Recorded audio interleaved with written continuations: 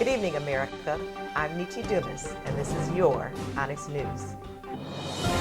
Live from Onyx News Universal Studios.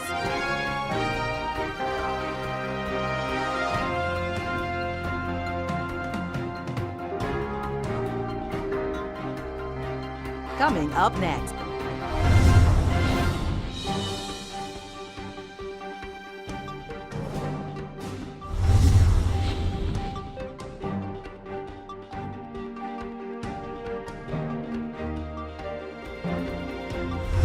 The year 2019 has been a year of black girl magic, to say the least.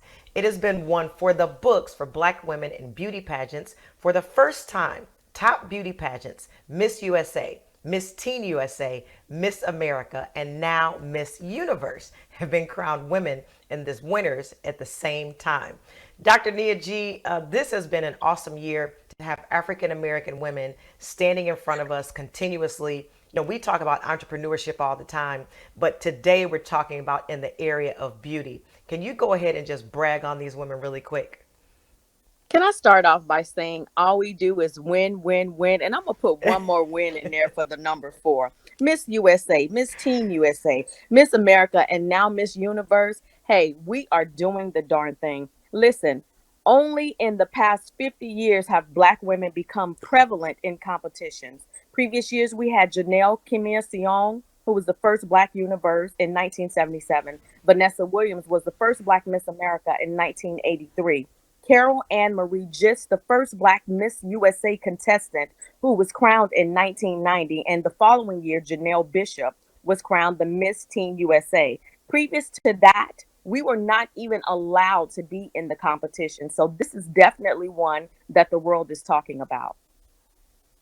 Yeah, you know, as I was watching this play out on television, I could barely keep my composure. One thing I love about this, Nia, is that these women carry more than beauty. I read that one of them, one of the pageant winners, is an attorney. Yes, Miss Crystal. Chris is a 28-year-old attorney, and she works on behalf of prisoners, and she actually helps to find them, lessen their conviction ratings or actually find their freedom, and she does it pro bono. These women are not only beautiful, but they are also talented and educated, which is amazing. And First Lady Michelle Obama had something to say about this. Yes, she did. She said, hashtag Black Girl Magic. Listen, she tweeted that. And when that comes from the First Lady of the United States previously, you know that it's something to be aspired for and to. Let me just say this, Nisi, before we close out. Miss Universe fights against gender-based violence. Miss USA works on behalf of prisoners. You got Miss Teen USA, who defies the beauty pageant norms with her natural beauty. And then Miss America says that it was her music that helped her find herself. So these are all women of substance that are not just, as you stated, beautiful, but they are worthy and worth something that America can be proud of. And a final thought, Nia, what do you feel that this is doing for young African American women, women of all races, all colors, who maybe thought that they were going to be restricted from doing certain things because of the color of their skin? I actually think that it is going to take self-esteem levels to a whole nother high. Oftentimes, we as girls of color, because we don't all look the same, we don't all come from the same backgrounds, tend to think that we cannot be accepted just the way we are. But these 4 women have defied it, because you have 4 women from 4 different places, looking different, but all being the same in culture and nationality. So I think that this is going to help motivate the young girls to let them know you can do anything and still become anything in this year, this time, and this age. This is absolutely beautiful. Always a great conversation with you, Dr. Nia G. We definitely are saying Black Girl Magic is on the rise. Thank you so much for joining us today. You're welcome, Nietzsche. More conversations coming up right after the break. Most of my family, they never graduated high school or even let alone go to college, so I'm trying to break that barrier. My daughter Brooklyn was also a motivation for me to go back to school. It's been so amazing to be able to give our child the life that we kind of pictured us having, even though we didn't really have that.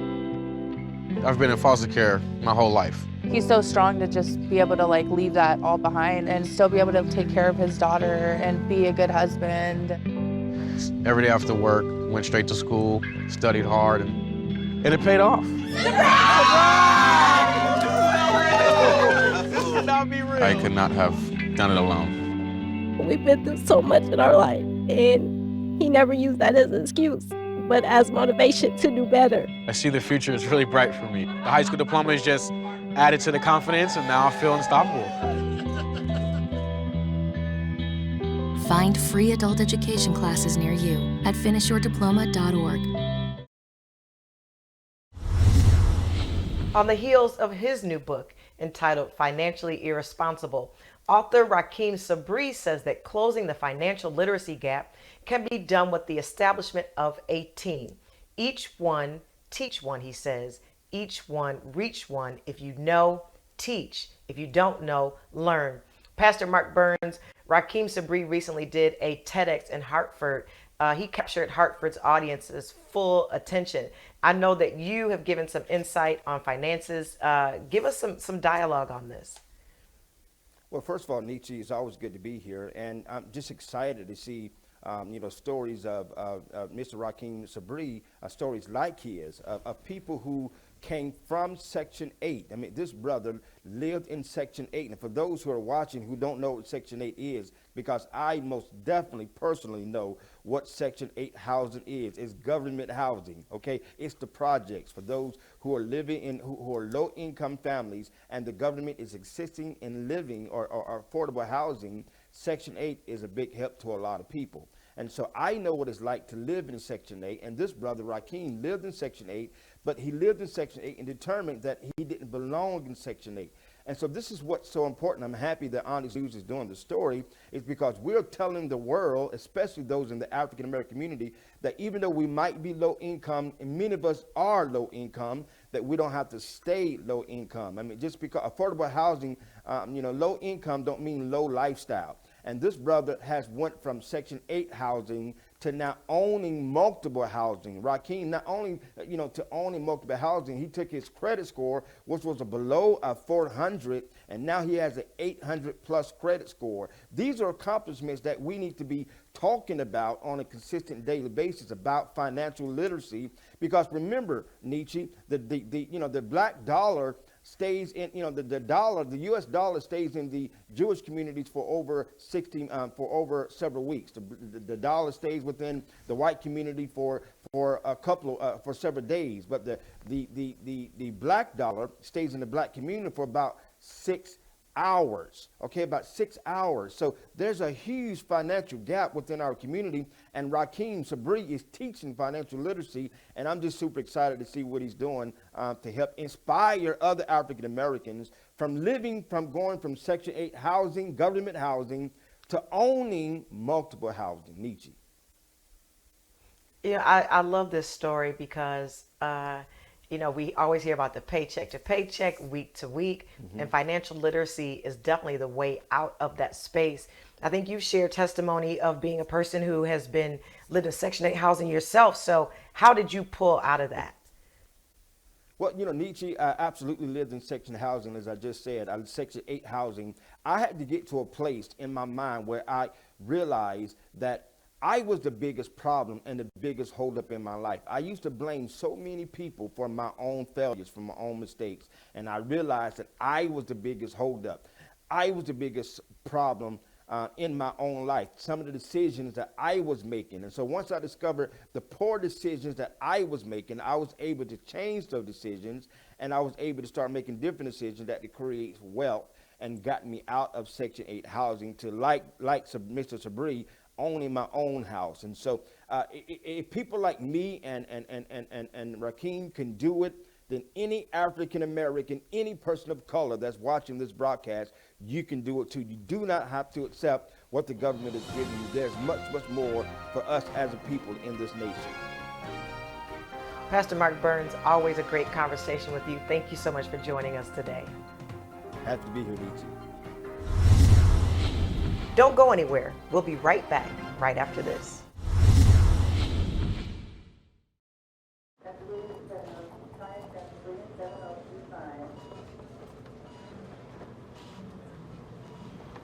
It's okay to be scared. You don't have to be so strong.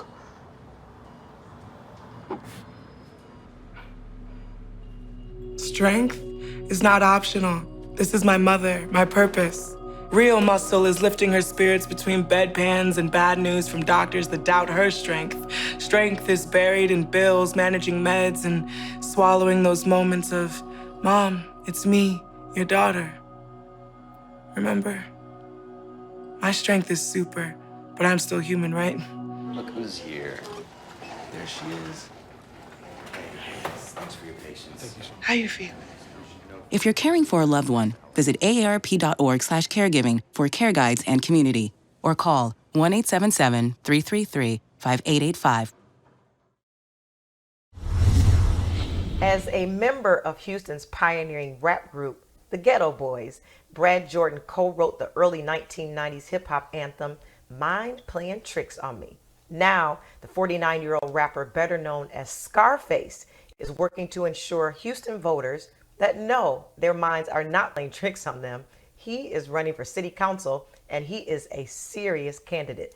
Reynolds McZorn, Onyx News correspondent, his opponent is 66-year-old Dr. Carolyn Evans Shabazz, who sits on the Houston Community College Board of Trustees and the executive committee of the local NAACP. She's also worked for the Houston Independent School District as an education evaluation specialist. Does Brad Jordan have a chance against his opponent? Do you think that the voters will come out and vote for him? Well, I believe he has a chance, Nietzsche, because he's from Houston, and this is a man who says, he wants to bring solutions to the table instead of talking about the problem. He's from Crestmont Park, and I believe that's South Acres, Houston, Texas. He started a legacy in public service already. Little do we know, he started what's called the Positive Purpose Movement, where he is providing education and resources for nonviolent offenders. In a recent interview with 97.9, known as The Box, he talked about these issues and how he wants to bring awareness and solutions to crimes that's happening in the community, and also safety issues, and also addressing the nonviolent offender issues that Houston seems to have. So I think he has a chance indeed, Nietzsche, to make some noise as a city council. Well, he has said that he knows that his celebrityism is what carried him into the election, which is slated for Saturday. But he's also hoping that he can persuade the voters who got him there to turn out again so that he can represent the council's District D.